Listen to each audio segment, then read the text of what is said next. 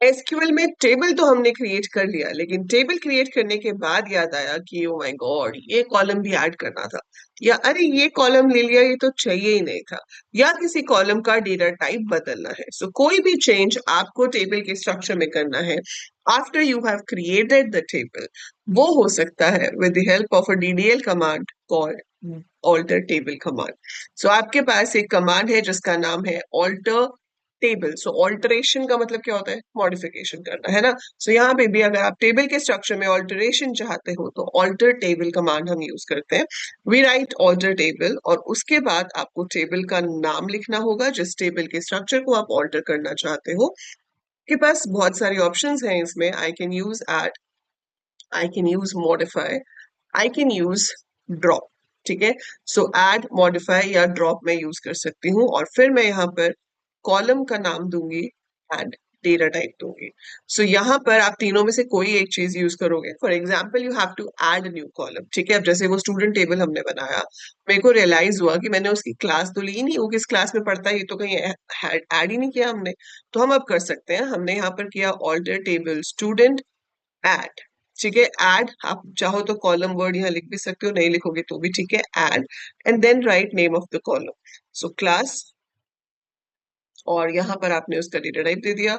It could be कैर, वैर कैर और what ever, से आपने लिया char 10। So this column will be added. अगर टेबल खाली था तो ठीक है, एक और कॉलम ऐड हो जाएगा, लेकिन अगर उस टेबल में ऑलरेडी डेटा था तो जहां पर डेटा था इस वाले कॉलम के लिए उसमें नल आ जाएगा, बिकॉज डेटा तो नहीं हम ऐड कर रहे हैं, हम सिर्फ कॉलम का खाली स्ट्रक्चर ऐड कर रहे हैं, वो हम फिर बाद में डेटा उसमें फिल कर सकते हैं।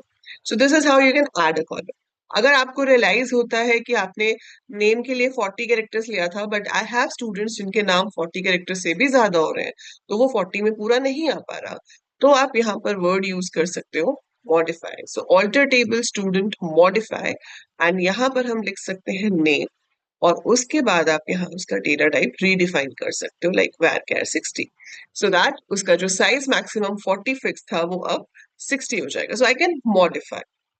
ठीक है, देन इफ यू वांट कि एक कॉलम है जो चाहिए ही नहीं आपको अभी, सो इफ यू वांट कि वो कॉलम रिमूव हो जाए, सो रिमूव करने के लिए आपके पास कीवर्ड है ड्रॉप।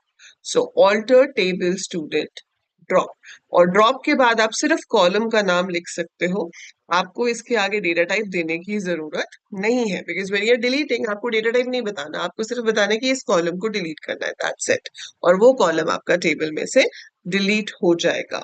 ठीक है, इसको करके देखना चाहते हो तो ये आपके पास टेबल है हमने अभी जो बनाया। अगर आपको किसी भी टेबल का स्ट्रक्चर देखना हो, as I told you, we have a command called describe.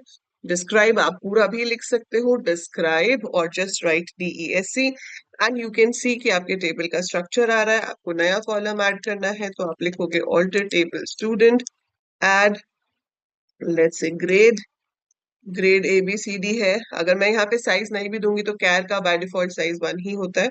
सो अगर आप अभी यहाँ पर डिस्क्राइब करोगे तो यू विल सी कि इसमें ये वाला कॉलम ऐड हो गया है। ठीक है, सिमिलर वे आप मॉडिफाई कर सकते हो, like name is varchar 30, so you can write alter table student modify varchar 67, anything, कुछ गलत लिख दिया है,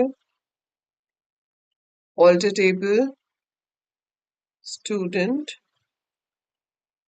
मॉडिफाई, अच्छा कॉलम का नाम तो लिखा ही नहीं।